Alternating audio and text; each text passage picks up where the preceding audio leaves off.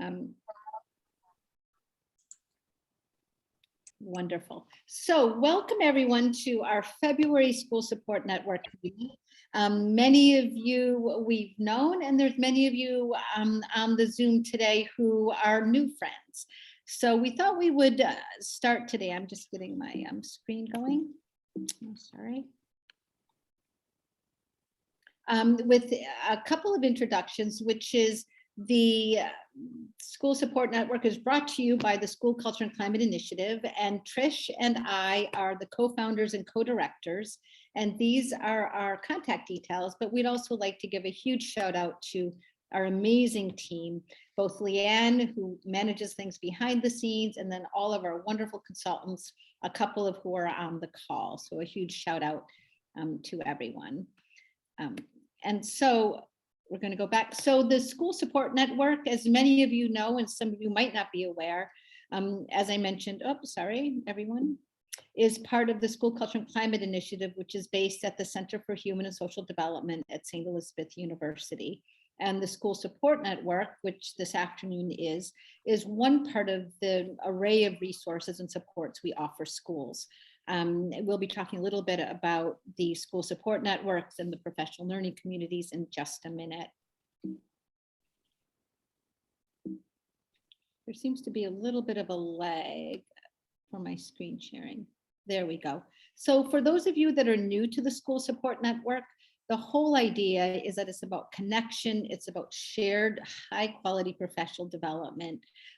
Some of you may have been attending school support networks in the past when they were in person in 5 different counties. Since COVID, which has been actually a real bonus to us, we've gone virtual, which means there's no geographic boundaries, but we're still able to bring all of you together around shared professional development.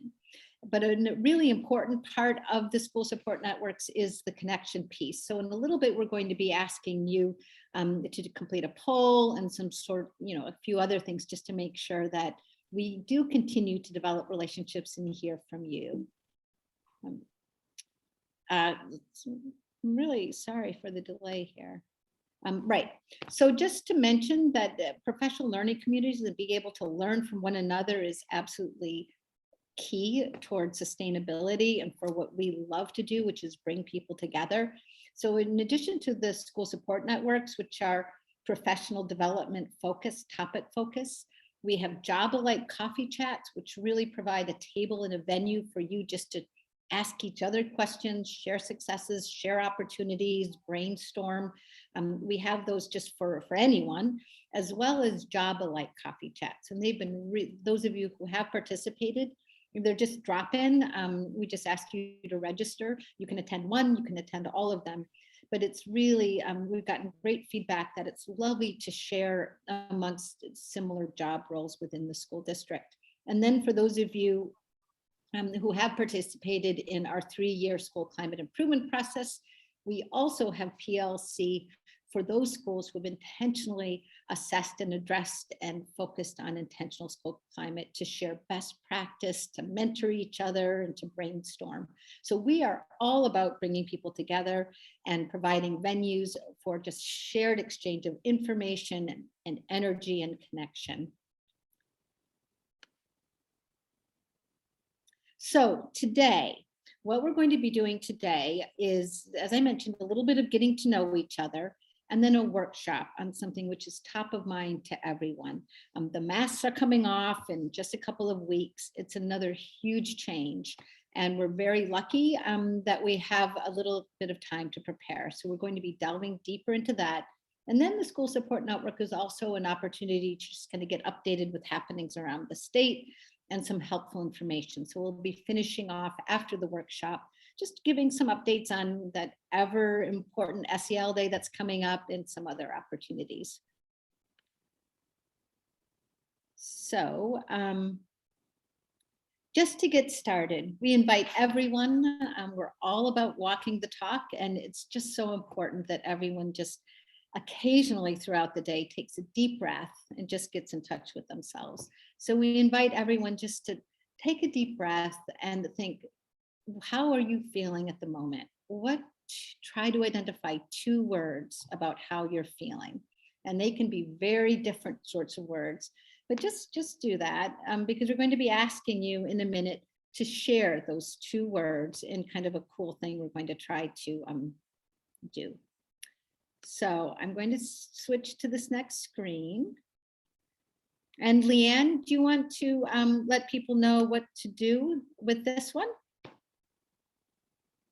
Hi everyone, so we're going to use Slido. If you want to enter 2 words to describe how you're feeling today, you're going to just use your phone and scan the QR code in the corner, and then it should bring you straight up there to the slido.com, and you can enter the number on the bottom of that screen. Enter your first word and then hit enter, and enter your second word and hit enter again. And it will populate here in the word cloud. And you don't have to enter the hashtag, just the number. And then the 2 words, and we should see them magically pop up on the screen. It should be really cool. There we go.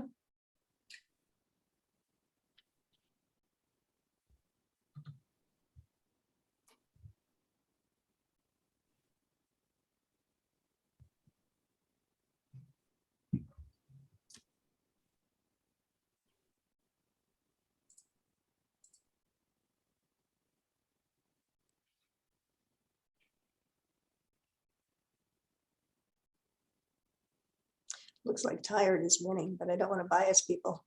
It is Wednesday, after all, in the middle of February.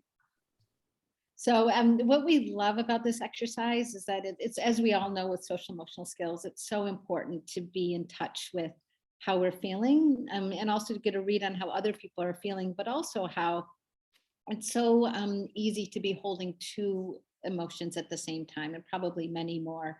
But again, it's interesting here that tired and overwhelmed, but we have hopeful, optimistic, happy, those are sitting there alongside as well. So it's just kind of a fun thing, we thought, and it's always important just to figure out how you're feeling, so then you can kind of deal with it, whether it's, if you're feeling hopeful and happy, sharing that joy. If you're feeling overwhelmed and tired, kind of, if you identify that, then you can kind of figure out, how can I feel less tired, or is there something I can do? So thank you very much for indulging us in our new technology and a new tool here. It's really kind of a cool thing if you haven't used Slido before. And actually, one of our wonderful consultants, Kathleen McClay, brought this to our attention. So now that we know how we're all feeling, we would love to get to know who we have on the call today. So we're going to launch a poll, and please just take a minute and we'll be able to see the results about who we have with us today.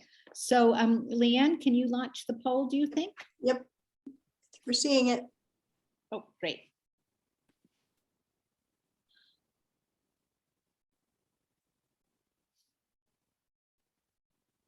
A lot from elementary school so far, but some people from district level and middle school, which is great. We have administrators, school counselors, school nurse. Welcome, everybody. This is great to have this diversity.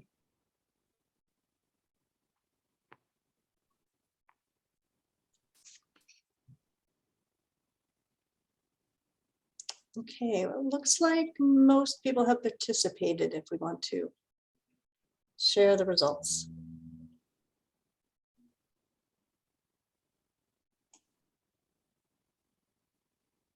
All right, so that's great. We've got, as I said, a lot of variety in schools, types of schools. We have district administrators, school administrators, school counselors, nurse, teachers, and about a third are new to the School Support Network meeting. So welcome to about a third of you, and a lot of our old friends. So there you go.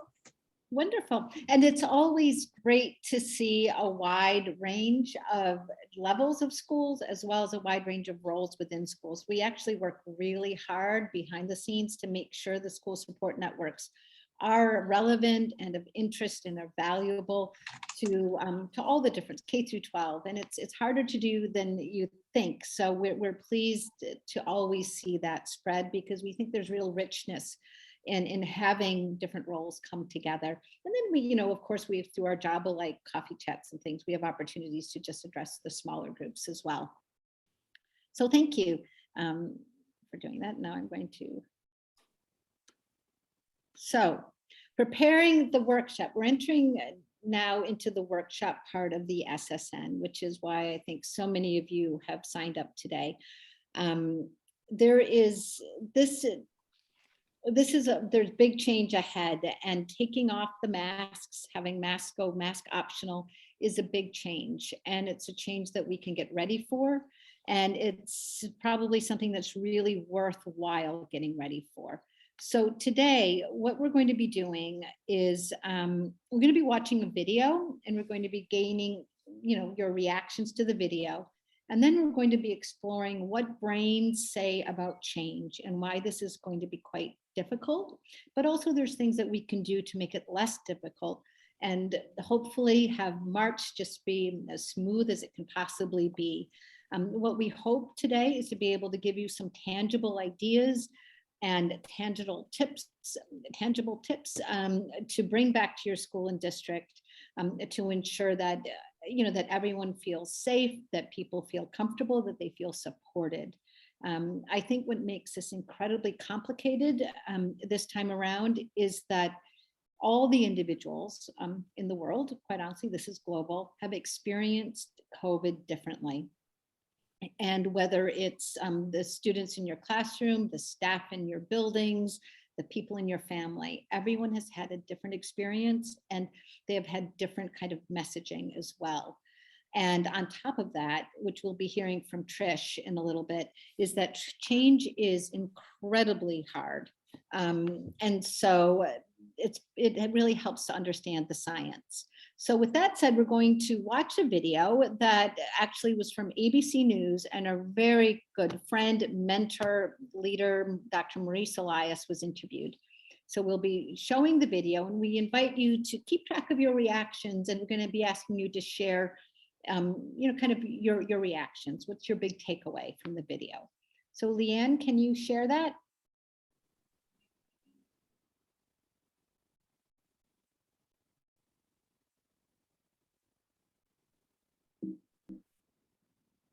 You see my screen?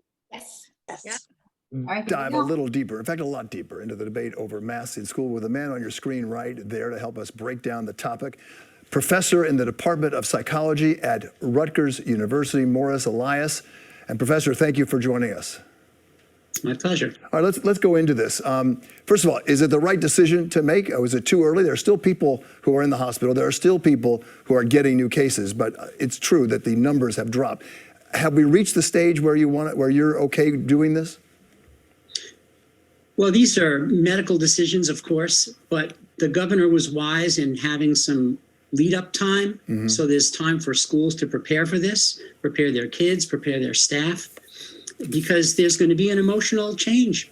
And it's very important to recognize that kids will learn better when they're surrounded by optimism, compassion, and patience. So whenever the masks were to come off, we have to be ready to have a time when everyone can feel that sense of we're back, we're together, and now is our time to start fresh. Let me just offer my own personal experience. I have a 12-year-old in 7th grade. I think it was much harder on her in terms of, emotionally, psychologically, which is your field of expertise, to be at home, isolated, looking at her friends on camera without a mask than it has been since last September, when she's been back in school, back in class with her friends, and have a mask on. I think that's probably true for most kids, of course, not all kids. But now the thing to do is to make sure that when our kids get back, that our schools are places of positive culture, where if an individual kid doesn't want to relinquish the mask because of their own discomfort, that's a decision that's respected. Same thing for staff. We don't know the home circumstances of everyone. And so we have to have a school culture that is compassionate, that is supportive, and focuses on the social and emotional needs of kids. One thing we've learned from COVID is that the schools that actually before COVID attended to social, emotional, life skills, and character had a much better time weathering this than the schools that didn't. It's a really good point. So, you know, whether they got to not wear masks or wear masks, I want to push away that point, because I think what matters is what you said, and that is this a loving, nurturing culture in school?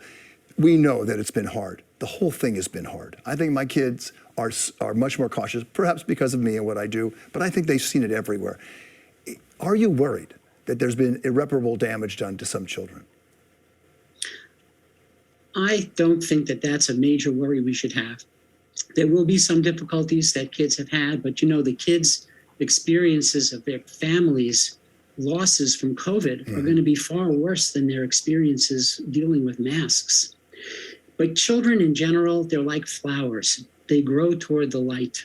And if the adults around them are optimistic and positive, if we don't try to rush them back into learning in an accelerated way and neglect their emotional needs, I think the long-term picture is going to be a positive one. Because they are resilient, and if only we could learn to grow towards the light as easily as kids feel that. I was talking more about, partly about psychologically, but also about learning. There has been, you know, a point at which, you know, learning has suffered, I think, and I think that's unquestionable.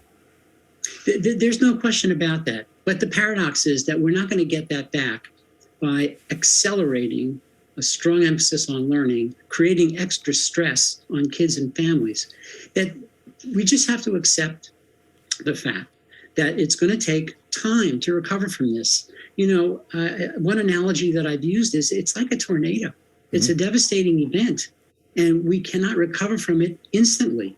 We have to do it over time. We have to do it in a smart way and in a way that allows our kids to grow back to themselves emotionally. You know, I worry as much about a spirit loss as I do about a learning loss. Interesting. We've got to get our kids back and excited to learn and to be with others and to make contributions to their schools and society. Makes me want to rush home right now and hug my youngest who's still at home. Advice for parents? I mean, I thought that, you know, going to the light and growing, I think, is a really good analogy for all of us, and kids do it sort of naturally. Any advice for parents? Advice for parents, number one, be reassuring, be positive. Don't fuel the learning loss conversation with your worries. Kids are very resilient. And if we give them the space in which to grow, we are going to find that they are going to catch up. I think that what my daughter has worried us the most is that a lot of her classmates are not with them after school. And I think the whole concept of play dates can come back when this part of the pandemic lightens and goes down a little bit and the restrictions are lifted. I think that's important too, not just to be there in school with their friends. Absolutely. Clubs, after school activities. You know, kids love to be watched when they're performing. They miss that. It's all about how peers feel as well as how they feel. So yes, it's much more than about just being back in school. And look, if we remember when we were in school, it wasn't the classrooms alone that were our main concern. Yeah. It was the in-between periods when we could talk to our friends, be with our friends, and socialize. And that's what we have to make sure we don't lose. The social and emotional needs of our kids are crucial. I think you're right as well. And I also think that maybe we ought to stop, you know, I think our kids spent too much time with parents and not enough with their colleagues. And that's a big issue, big concern, I know, for people like you. Yes. Well, I will say that as a grandparent, I'm all for kids spending a lot of time with their grandparents. But no. But I think that the more our children are exposed to a wider range of people, a wider range of cultures, a wider range of ideas, the more they're going to be able to take on their adult roles in the 21st century. Maurice Elias, here's to kids spending more time with their grandparents and with their friends and less time perhaps with their parents. That may be healthier for everyone involved. I appreciate you coming and talking to us, the Department of Psychology at Rutgers, Professor Elias. Much appreciated. Thank you for your insight.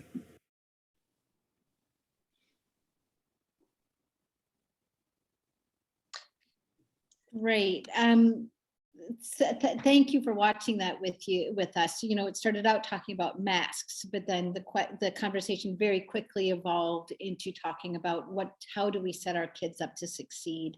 And I think the conversation about the mask coming off is an opportunity to do both. So what we're going to do is now move into the second part of our workshop today, which is we're going to be hearing from Trish, Dr. Heindel, about the science behind change and what we're moving into in March. So Trish, I'm going to move you on to the next slide and over to you. Thank you, Liz. So there we are.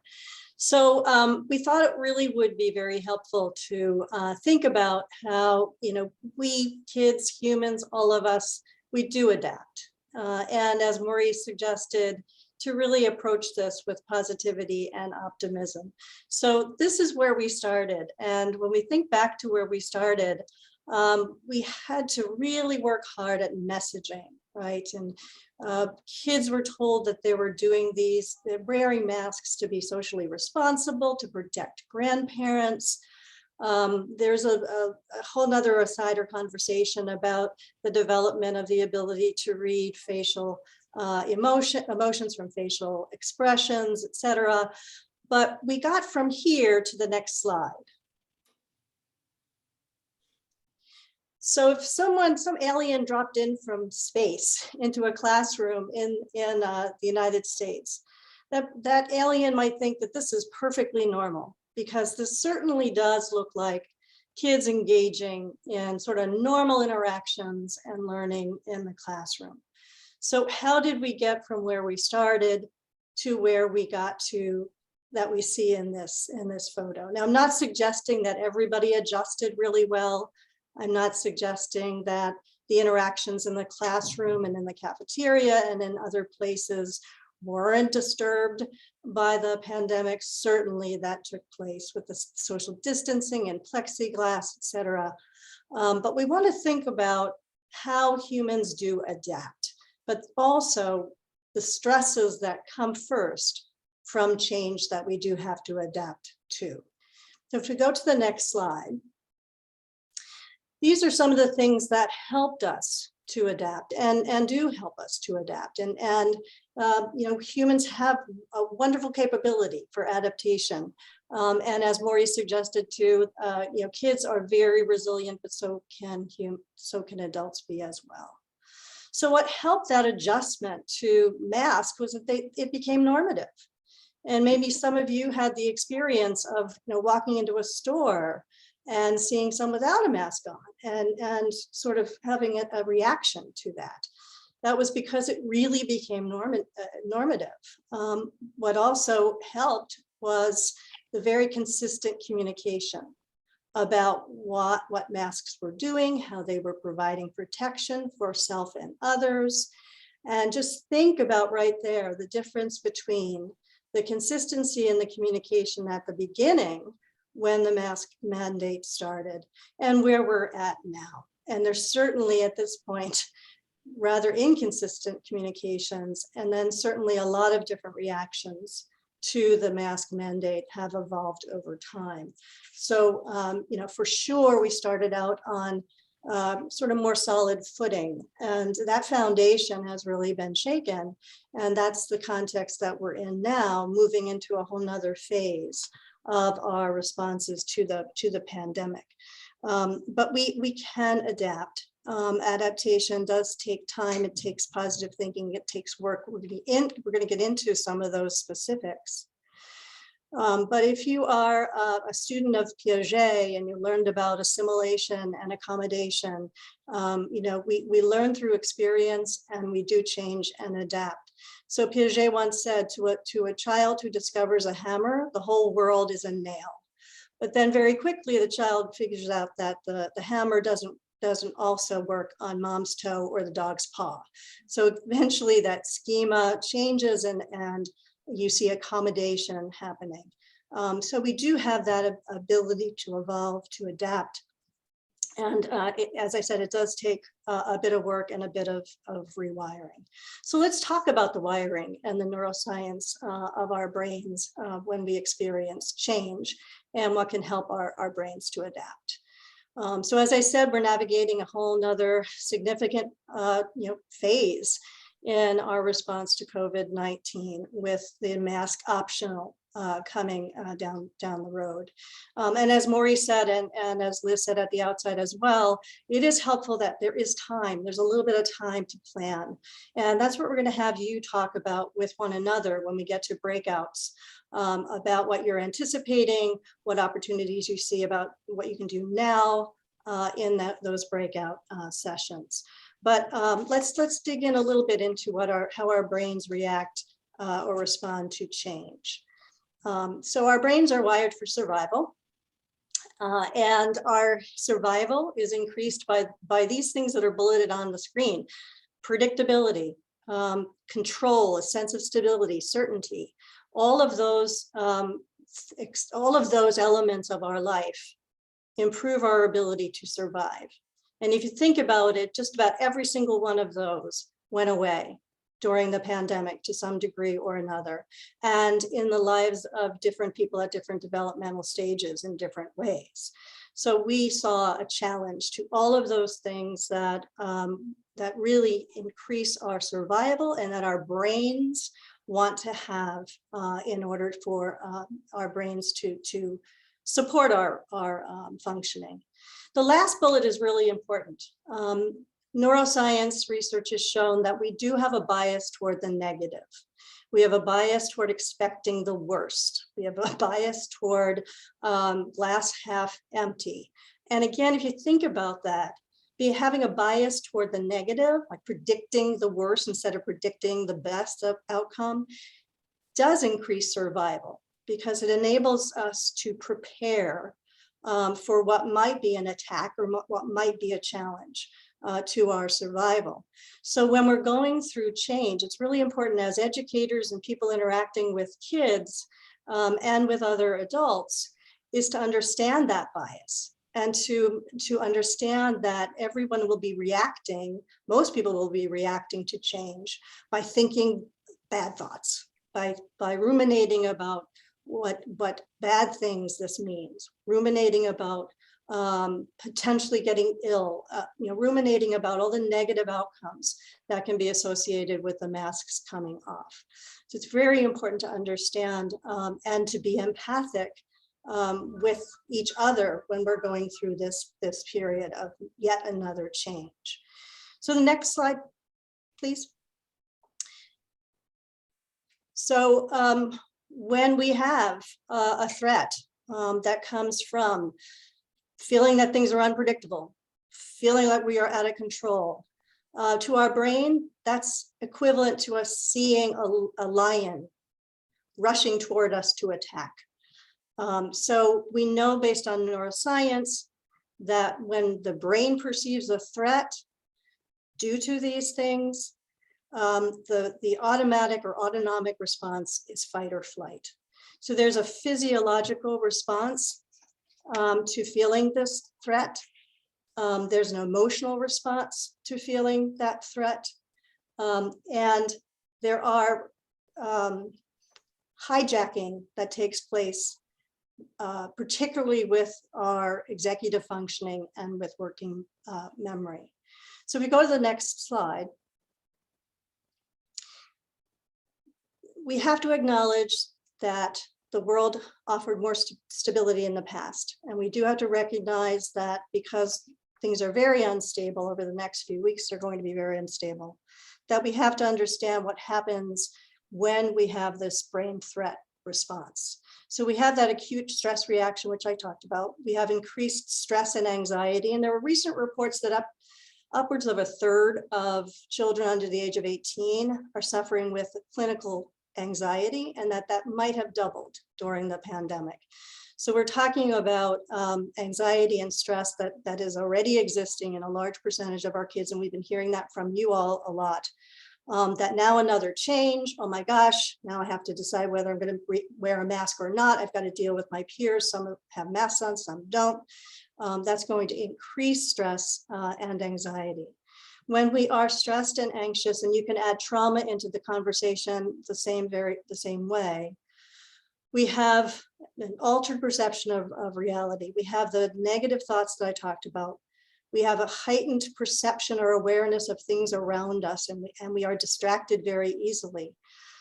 But most importantly on this slide is the decrease in working memory functioning. So working memory, when we are fully functioning and our brains have not been hijacked, working memory helps us to adjust by retrieving memories. So when we can retrieve a memory about a situation that we've been in the past, it can help us to adjust to a situation that we're in now.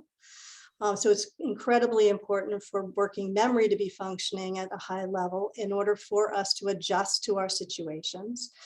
Working memory also helps us to regulate thoughts and behavior and emotions because of that ability to pull from our memories, to pull from our past experiences, which help us to stay calm because, again, now we have something that we can predict, we've had experience with. And when you can retrieve that information about a situation you've been in before, neuroscience shows that anxiety and stress goes down. So when anxiety and stress is raised, working memory function decreases. So when you are stressed, you might find yourself doing some weird things, like you find the remote in the refrigerator, or you can't find your keys, but they're in your pocket. That's because working memory is being hijacked by the anxiety and stress that you are feeling. And also ruminating around about negative thoughts increases when we are under stress and when we are anxious. So when we're thinking about doing brain breaks in the classroom, for example, it's really important to understand that the brain break that you're constructing or using has to be able to interrupt negative thinking.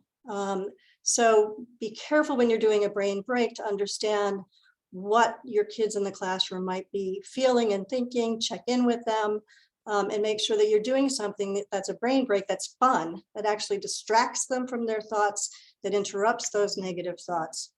And then proactive responses, which we're going to get into in more detail toward the end after you're in breakout sessions, include things like, being positive, having regular communications about positivity and optimism, but being aware that there are these underlying stress and anxiety drivers that can be hijacking both staff and students' executive functioning and working memory.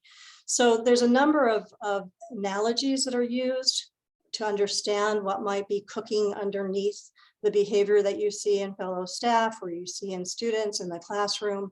This is the iceberg analogy. So what you see on the top are the behaviors that are actually the result of what's happening underneath inside the child or inside the adult. This is a great analogy to use to understand trying to get underneath the behavior rather than responding to the behavior. It's a good way to de-escalate a situation with a student or with another adult. Another analogy is, seeing a duck on the pond. The duck might look very calm, moving across the water, but underneath those web feet are going 90 miles an hour. And then there's a woman by the name of Jessica Minahan, who's a behavior analyst, who has what I think is a fantastic analogy to what is this underlying stress and anxiety that might be causing the behavior that we see in students and in other adults. She uses the analogy of a soda can. So if you can imagine coming home from the store with soda and dropping one can on the floor, and then you have kids around you and they say, okay, I'm going to put the soda can on the top shelf of the refrigerator. Don't anybody use this can because it's going to explode when you open it because I dropped it and it rolled around and it's all fizzed up. And then you leave and your partner comes home, doesn't see the kids, doesn't get the warning, grabs the soda can, opens the soda can, and the soda explodes. So if you think about kids in your classroom, it's an interesting lens to think about how many of those kids or individual kids in that classroom are like that soda can. So if you want to correct a behavior or intervene with a student during this time of stress and anxiety, you may be correcting the behavior of a fizzed up soda can, and you might be totally shocked by the reaction that you get because what you saw on the outside was calm. So it's really important to think through this lens when interacting with students, with interacting with other adults, to be sure that you're not doing anything publicly. Be sure you're checking in to understand maybe who is fizzing up in your classroom or among your staff, and be very careful. Kids who are those fizzed up soda cans typically are the ones that are really inconsistent in how they're responding or behaving. And this is, trauma-informed approaches as well make this same point. The kids that are suffering and have stress and anxiety underneath are typically the ones that are really very inconsistent in their behavior. But it's really a very good idea to continue to check in with students, with families on a regular basis. And just to sum up my comments, I just want to go back to what Maurice suggested about kindness and compassion and empathy, and really making sure that we are not only optimistic and positive, but that we do practice being empathic, trying to understand what's beneath people's iceberg. And we will adapt and make it through this change, but it's going to take time. It's going to take positive thinking. It's going to take some work.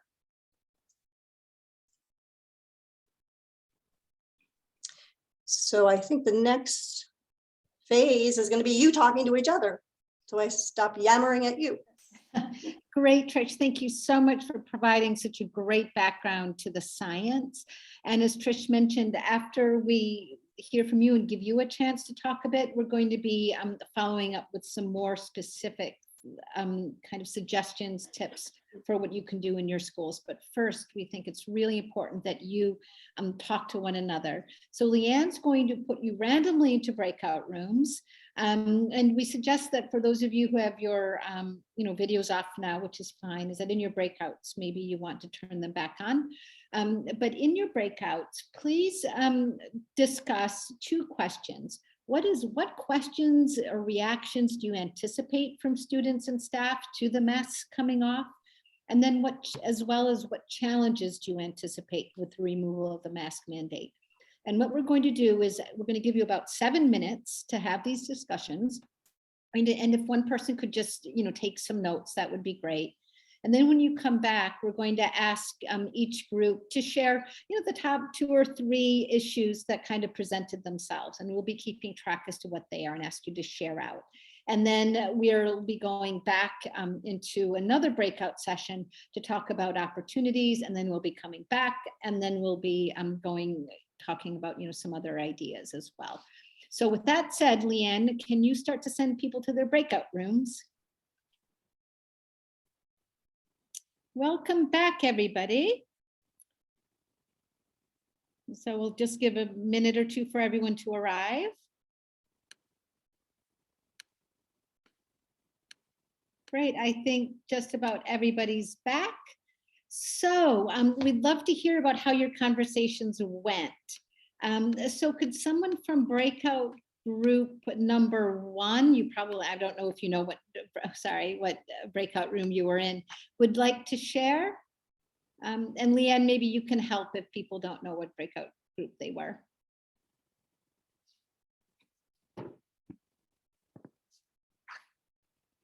So kind of share was kind of like the top 3 kind of challenges, concerns, reactions you might be experiencing. Just feel free to unmute and share. So in breakout room 1, we had Debbie, Elizabeth, Catherine, Lauren, Maureen, and Susan. I'll share. The first thing we talked about was teachers' feelings about their responsibility in which students in their classes should be wearing masks, which students should, are able to not, especially from like a parent permission standpoint. Where are teachers what is the teacher's responsibility going to be with that?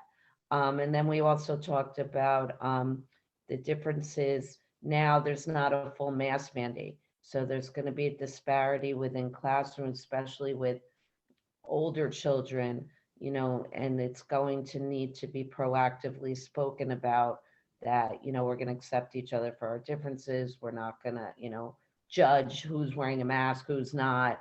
But we talked about that it would be beneficial to have proactive class meetings or proactive discussions closer to the date so that the kids are ready for that type of, disparity in the classroom.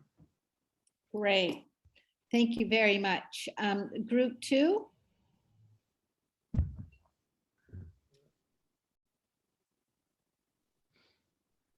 Leanne, maybe you can give a hint as to. So in room 2, we had Bonnie Lee, Brian, Beth Pascal, Florencia Norton, Lila, Sarah, and Todd McCabe.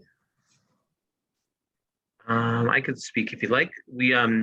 We discussed how a big concern we have is into potential HIV issues regarding some students wearing masks and some students not wearing masks, and how polarized our society is right now in regards to even that discussion. So proactively how to get ahead of that in a way to make sure that each classroom, each school in general, community knows that there, isn't going to be tolerance for making comments regarding people with or without masks. It's just something that they have the option to do.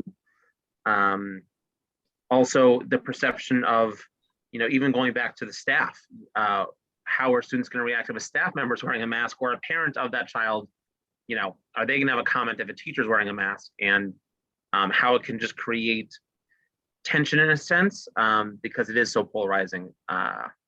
And the challenges, like I said before, with the busing as well, how students, on the bus will have to wear a mask, and then when they get off, they could potentially take it off. And with that, from an elementary perspective, what about the parent who wants their child to wear a mask, but then when the kid comes in school, they're taking it off, and how we go about, making sure we're not just the mask police all day. So that's what we came up with. Great, thank you, Todd. Breakout 3. Leanne, a hint? Okay, 3 was Christina Scaruto, Cynthia Perez, Janice, Joy Tanga, Megan Bozios, and Tammy Miller.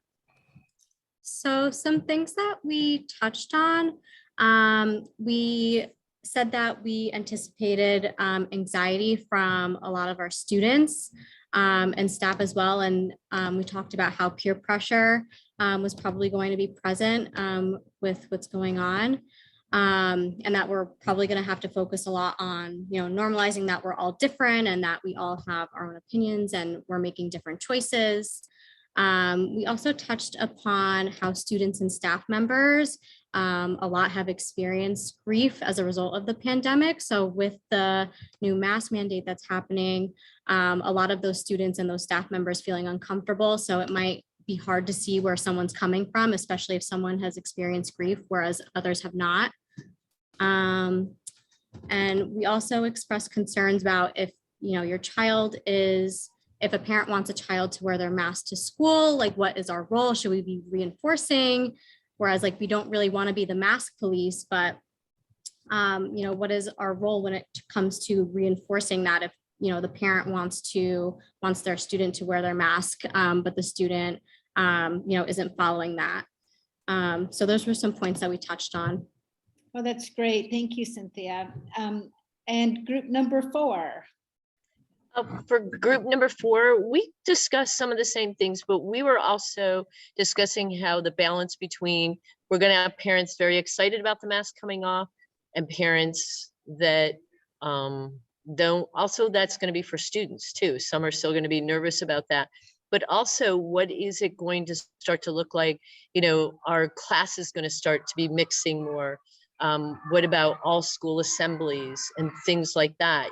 Does this mean now that everybody can start to go back to, large group, what are all those kinds of things? And, school projects and school programs, does that mean now everybody's just going to go back to, what's that going to look like, and feel like and sound like? How are we going to just start bringing everyone back together? So those are some of the things that we were discussing. Oh, that's great, Kathy. Thank you. And I think we have a breakout group number 5. Leanne, do we? Yeah. Yes, we have three more, 5, 6, and 7. 5 is Kimberly Campbell, Leanne Palazzi, Rebecca Murphy, and Tracy Monsco. I could start, and then Kimberly, you can feel free to jump in. We did most of the talking, I think, but we really just talked about how there will be this range of emotions and range of reactions, and that we need to be verbal about that. We need to have conversations with staff, conversations with students, especially, of course, and let them know that, this is just another phase, and that we should not be judging each other, that everybody's circumstance is so different, and that, we need to understand that someone may still choose to wear a mask, or someone might feel more comfortable without the mask, and that this is just, another phase of the pandemic that will be different, that we'll have to try to figure it out as we're going, but not to be, we want the message kind of to our kids to not be judgmental, because everyone's family life is very different as well. And so someone may be choosing to wear a mask still at school because grandma and grandpa live with them, or whatever the situation might be. They just might personally feel like they want to wear their mask. So we talked about that a lot, like what could be said to kids. And Kimberly, you want to jump in? Maybe not. No, I think you pretty much covered it. And I think we talked a little bit about the uncertainty about knowing what it's going to look like, what the quarantines are going to look like, what the exposures are going to look like, what, we don't know the answers to any of that. So I feel like while we have time to plan like our emotions, I don't know that we have time to plan what this actually looks like in any of our rooms. Right. Great. Thank you so much, group number 5. And now we're moving on to group number 6. Group 6 is Alyssa, Stephanie Rossi, Tim Downs, and Tina.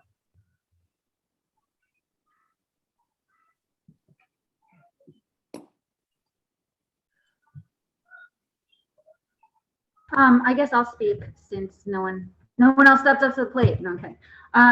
So basically what everyone else was saying, we've touched upon as well, including the fact that a lot of my 5th grade girls are feeling very insecure about showing their faces. They feel, I feel like a lot of them are stuck in 3rd grade as far as connections with others and just knowing how to talk to each other, looking at each other, and really embarrassed to take it off. Even though they have the choice, it's more for self-esteem issues to keep it on more than it is health or living with grandma. And also we talked about the political divide, and how in certain districts, the parents are like really gung-ho to get them off, and that the principal there is concerned with HIB and harassment, future harassment, possibility of harassment cases. And also Tim was also concerned about whether or not that would be then an active HIB case, or would that fall under code of conduct, and really how to go about addressing that. If it's not addressed proactively, how do you address it reactively? And all of those, what does it really look like besides the emotional part, like structurally and policy wise? Great, thank you very much. And now group number 7. Group 7 is Anne Marie, Jacqueline, Jamie Walker, Joanne, and Lori. It's my turn to talk there with that, but thank God somebody else from the group did it, because I cannot multitask. I didn't even think about it until I saw that they were like, okay, group number 6. I'm like, oops, I was in that group. Somebody else took it. Good. Okay. So So the strategy of the leads that they're working on as the one where you start with a question, what other type of leads have they worked on before? So that'll be something in the future, starting with them. We haven't yet done it, Awesome. but they will be thinking about so comparing. Are we picking up something else or? I think we are. So would somebody like to share from group 7? I can go ahead, but I would love for Joanne and Jamie to step in since, you know, they're actually in the schools. And being group number 7, we kind of heard so much already that we talked about. Same thing about being, you know, the differences in how people are going to feel and the worry. You know, Joanne was saying there's a lot of worry among her staff, you know, some staff who are at high risk medically, and the different cultures, like so many of the Asian cultures, you know, to them, it's not a big deal to wear masks. They wear them. It's more acceptable. It's, you know, it's something that they do. We talked about mask shaming, like everybody else said that they kind of brought up.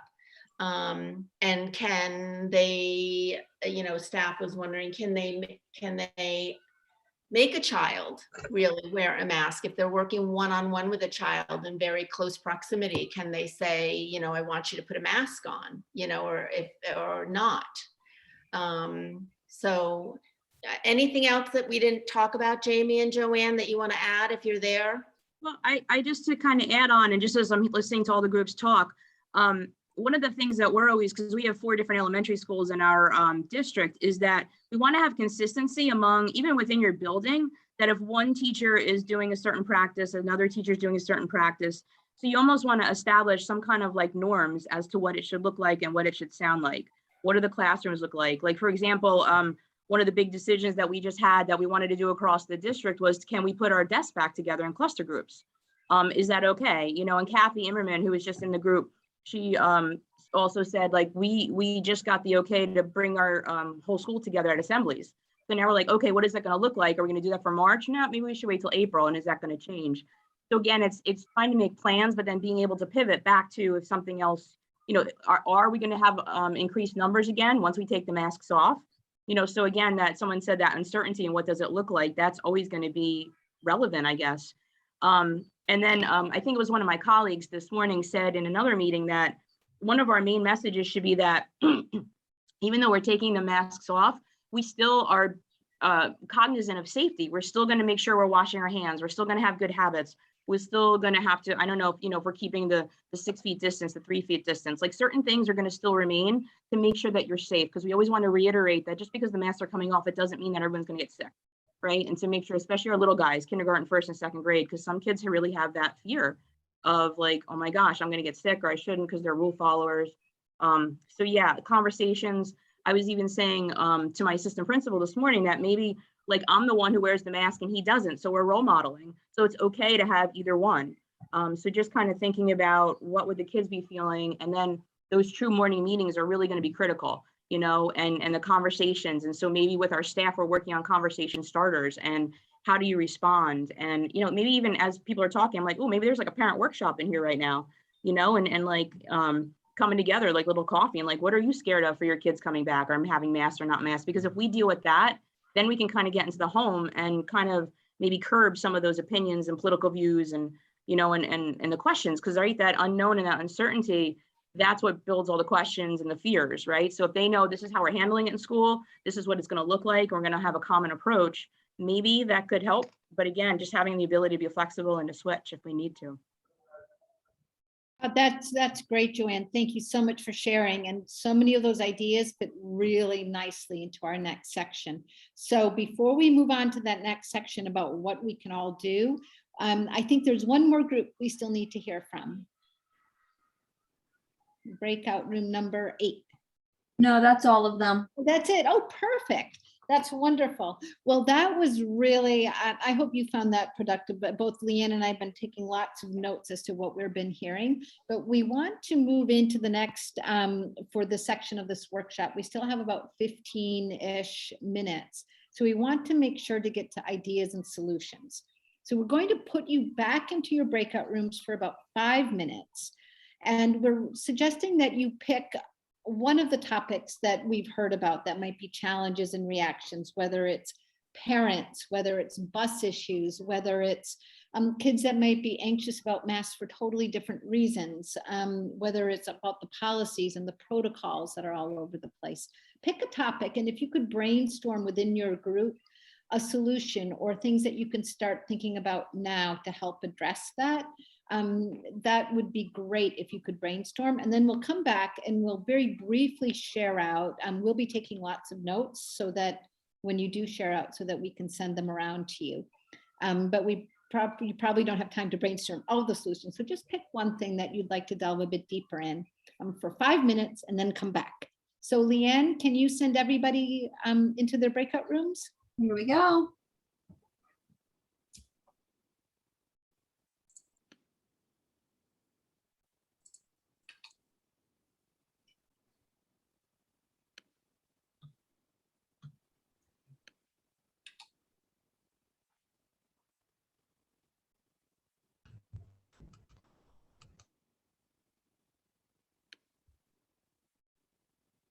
Great, welcome back, everyone. Hopefully you had some great conversations, and we're going to try to hear from every group again, but we're going to, we still want to get to the rest of our agenda. So we're going to ask each group to share out again. So if room one, if you could kind of share what topic or challenge you chose and kind of some ideas that you put together to address that challenge and or opportunity, that would be great. So group number one. Was that us? That's Debbie, Elizabeth, Lauren, Maureen, and Susan. Okay, we basically talked about what was mentioned already. The main thing we were talking about was the HIB and having to explain that to especially our older students. Ironically, we were in a group we were counselors that handle a one school district, so pre-K to like 6 or pre-K to 8. So we have that in common. So we were talking about that with the older kids, especially. It's going to have to be defined to them that this could fall under HIB. They may not realize that if they're hassling somebody over not wearing a mask, or they may not realize under the categories that we explain HIB as, that this falls into it. So very important, especially with, the middle grades to older grades, to identify that for them proactively. Right, to get ahead of it. Great. Thank you very much. Room number two. 2 was Bonnie Lee, Brian, Lila, and Sarah, and Todd. The main two things we kind of discussed, kind of uncertainty that when it comes to everything else surrounding the pandemic, what do we do about the social distancing? And is there anything else that's kind of more? The general consensus that we kind of had was just doing the masks and keeping everything else kind of the same, and then just seeing how that goes, and things like that, and just kind of gradually working back to normal if the number right was dealing with kind of the some students decide and other. And the main message I'm going to try to send, I'm going to try to every classroom, as many classrooms as I can, to try to send this dealing with and what went into that decision to wear a mask or not. So be respectful, no matter what. It's not your job to try to figure out who's going to do it. Just make your own decision, whatever decision that is. It's awesome, but respect everybody else's decision too. Right. Great. Thank you, Brian, for sharing. And group number 3. 3 is Christina, Janice, and Tammy.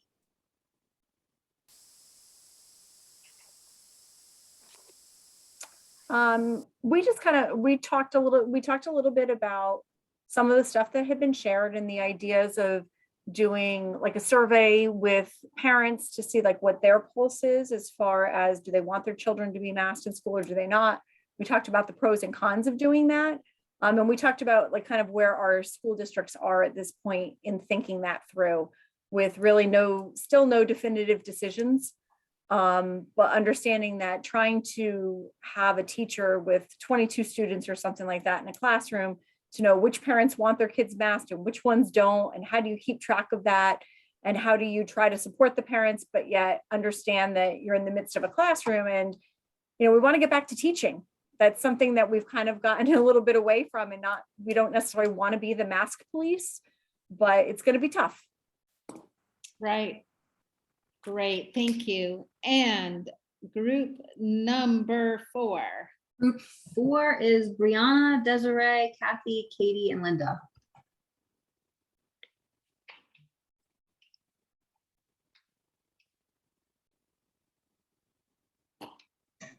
Hi, I can speak.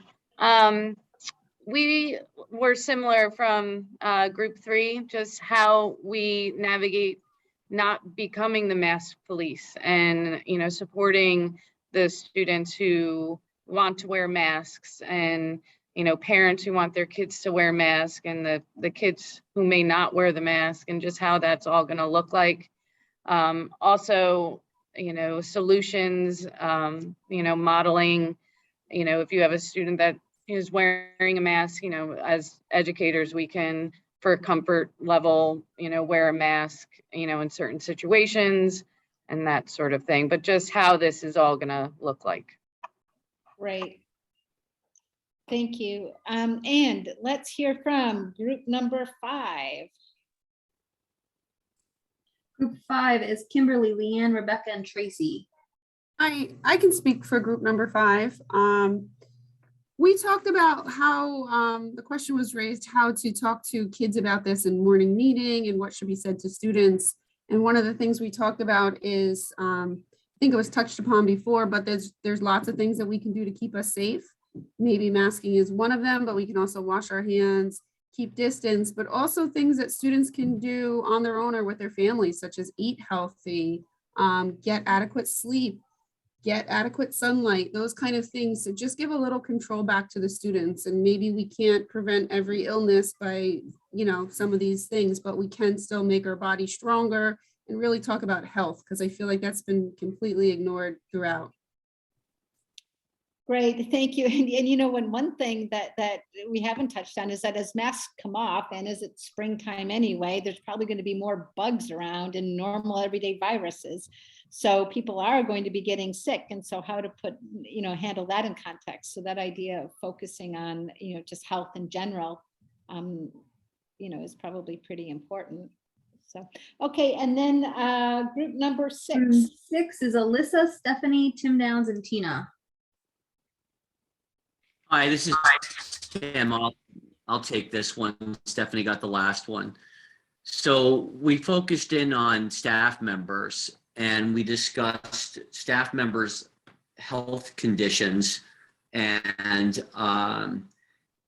what that might mean for retirements, resignations, as we're anecdotally hearing about people who are leaving education. We also talked about the fact that there are some staff members who have accommodations that allow for or account for the fact that people must wear masks when working with them, and that includes other colleagues, but it also includes students as well. And we talked about the potential for there to be conflicts between parental values and mask wearing, and a requirement that a student wear a mask in a particular teacher's classroom or when dealing with a particular counselor because of accommodations due to underlying health conditions. And so it's going to raise, I think, some very interesting questions for and challenging questions for administrators to deal with. Thank you. Yeah, that's great. Thank you, Tim. That's a really interesting perspective in all of this as well.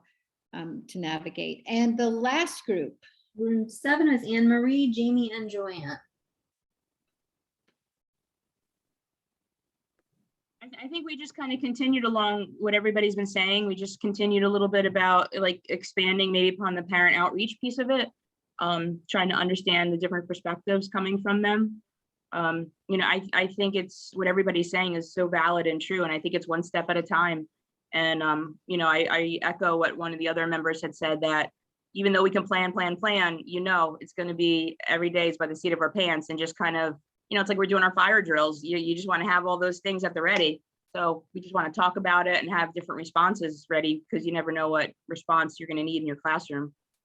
Developmentally appropriate too, K versus like a 5th grade in my instance. Right. Great. Thank you, Jan. And just so you know, everyone, we've been keeping track and, you know, and annotating and taking notes on all of your ideas and questions that we'll be sending out as part of this. Some of the ideas that we put together, you know, over the course of, you know, we've been in touch with, you know, schools throughout this process, and we did some thinking ahead of time about what can we all do. I have a friend who lives in Chicago. They were told last night they got an email from their school district saying they were going mask optional today, and the email came yesterday. So we are really fortunate that we have some, you know, we have an onboard for this, and we've got a couple of weeks to get ready. And, you know, from Dr. Elias's video, you know, kindness and compassion can really help. If there's ever a time for a trauma-informed approach, it's now.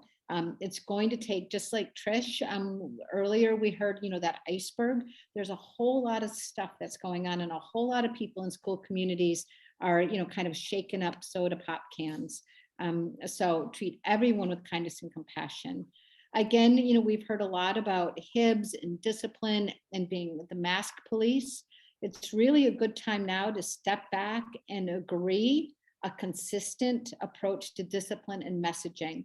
What are the words that you're going to be sharing with students, with staff, and give staff cheat sheets, you know, to make it easy, because you all have so much on your plates. The easier we can make this for all those people, all of you in the classrooms and in the hallways and in the offices, the better. One idea would be to form a team or use an existing team to oversee this response to the mask coming off. You know, this is a coordination effort, especially, you know, the ideas about reaching out to parents, about pinning down those policies and protocols that surround this. What about contact tracing? What about quarantining? What about social distance? All of those things. Maybe a team already exists that this could be given the responsibility for, but it helps to be coordinated, because it helps with just calming everyone down to have a home for this effort. The communication plan is going to be key. What is the school's view of this? Just like, you know, a couple of ideas earlier on were suggested about letting kids know what is acceptable, what's not, what is expected of parents. Really, really important. And also, you know, have fun. It's really important that, you know, everyone stays optimistic, and that, you know, emotions are contagious. So it might be an idea to plan some fun activities around this time. Also, we've heard a lot about this. Talk about this, manage the expectations, encourage conversations. And that's in the classrooms, it's in the staff meetings, it's with parents. Ask people, how do you feel about the mask coming off? Do you think you might feel differently that week? Let everyone know they might feel some unease. It's a big change. And as Trish shared, our brains have a tough time with change. Do they have any concerns? Are they happy? Are they excited? Encourage everyone within your school community to do that self-reflection and talk about it. And then also this piece about building empathy. You know, our behavior is so much easier when it's authentic and when we understand why people might be having to make the choices that they're making. So get specific. Encourage those people in your school community to talk about why they might choose to wear a mask. and why they might feel uncomfortable with this change, or why they're so excited. But the more specific, the better, because that builds empathy. And it helps us walk in other people's shoes, and it helps then us to be more kind and more compassionate and understanding of others. How they can support each other, a lot of the messaging around the masks originally was keeping people healthy, keeping others safe. Well, let's talk about how we can support everyone so that they feel comfortable. It's really important. And then, always have students write about this, or draw pictures, or create a dance or a song about their feelings and experiences throughout COVID. This is a real milestone in this pandemic. And, whenever something traumatic or exciting or upsetting happens to us, it helps us when we share it, it helps us process it and move on.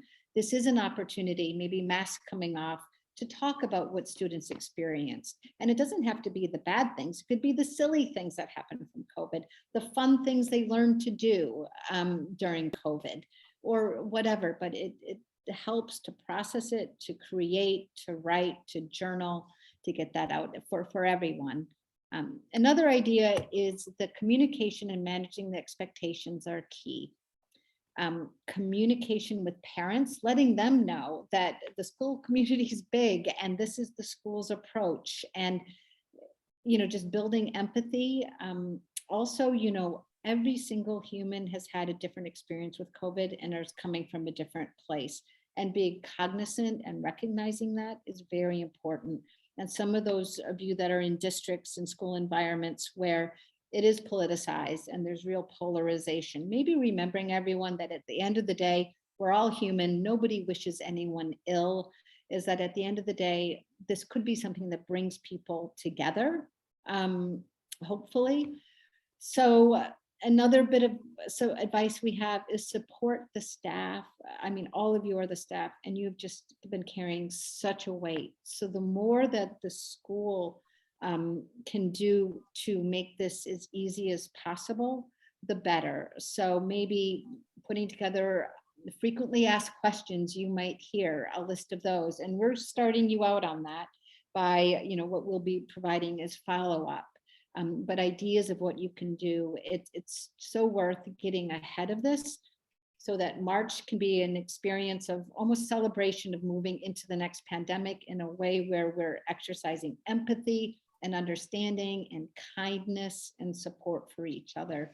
And that's not to diminish how many really important, complex things there are to sort out. And there are, and quite honestly, having more direction when it comes to all of those policies and protocols is going to help us all for sure. So that's wrapping up this section, and thank you all so much for sharing so much, but we would be remiss if we did not remind everyone that SEL Day is coming up on March 11th, 2022. And for those of you who participated last year, you know all about it. It's a way of celebrating all the great stuff you're doing in your school by sharing an artifact on social media. And we encourage you, that could be how you're dealing with masks, for instance, in a really positive way. All of you have done so much to create school environments where everyone feels welcomed and supported and connected. So we encourage you to share that on SEL Day. Send your artifact to Skizzy, we'd love it. Also send it to SEL4NJ, we'll retweet it out. But it's a wonderful way of celebrating with your school community and globally all the great stuff you're already doing. So that's SEL Day. We also want to remind you of some upcoming important dates. As we mentioned, we have coffee chats coming up. We have school counselor coffee chats. In April, we're going to be hearing from Dr. Elias, and he has just been so busy recently doing such amazing work, and that's always a highlight. On May 4th, we hope to have our in-person school support network that will be in Bergen County. And again, reconnecting with your strengths and revitalizing connection for the spring. And we're waiting to confirm up March 16th. We hope to see many of you at that. We'll get out the topic of that SSN ASAP. In the meantime, if you have an idea for topics you would like to hear, please send them along, because that's what really informs what we bring to you.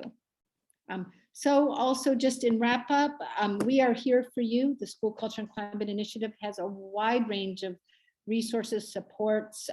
We keep on evolving and adding to them. We're thrilled that we're working with so many schools across New Jersey, New York, and farther afield. Our reach, and therefore the input we're getting from others, just continues to increase. So please reach out if we can be of any help whatsoever. And also, just a quick reminder, there is grant funding available for SEL school climate work, broadly defined through New Jersey Sustainability for Schools. There's grants available for school climate assessment, creating an inclusive school, and SEL curriculum integration. That deadline is on SEL Day, just in case everyone forgets that it is SEL Day, Friday, March 11th. So again, it's worthwhile looking into that. There is grant funding available.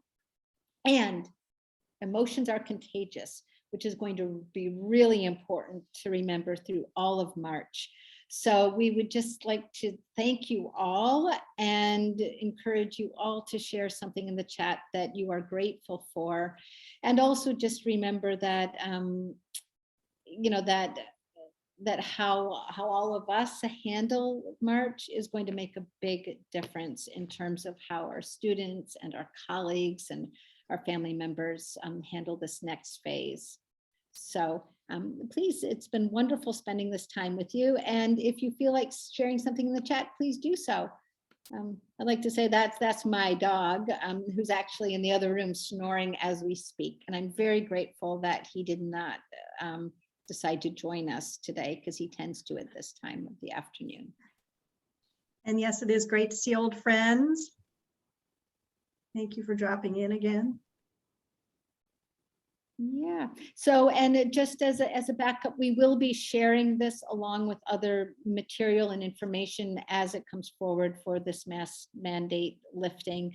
And just so you know, I think New Jersey is really lucky that we do have some time to get ready and to prepare. Yes. Yeah. So thank you, everyone. Thank you. Oh, and then please, if everyone could do our evaluation, that would be great, because that's how we get ideas, and that's how we get input from you about, you know, just what you're interested in, what supports you need, what would be helpful. So this is a QR code. Just please feel free to, you know, to do that QR thing on your phone. We would love it. And just would like to add that you guys were full of so many fabulous ideas.